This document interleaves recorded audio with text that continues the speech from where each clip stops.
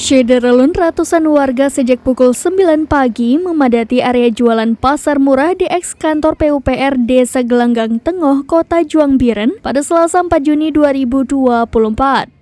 Pasar murah juga digelar di lapangan bola kaki Blang Asan Pesangan dan selanjutnya di 5 kecamatan lainnya pada Rabu 5 Juni 2024. Para kaum ibu berbelanja berbagai kebutuhan pokok yang dijual dengan harga subsidi.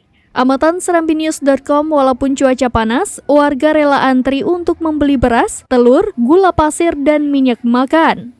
Beras premium ukuran 10 kg yakni seharga Rp94.000 per karung, gula pasir Rp28.000 per 2 kg, minyak goreng Rp32.000 per 2 liter, dan telur ayam Rp42.000 per papan. Kabid Perdagangan Reza Fitria mengatakan pasar murah dilaksanakan Dinas Perdagangan dan Perindustrian Aceh bekerja sama dengan Dinas Perindustrian dan Perdagangan, Koperasi dan UKM Biren dalam rangka menyambut Idul Adha dan penanganan inflasi dan menjaga stabilitas harga.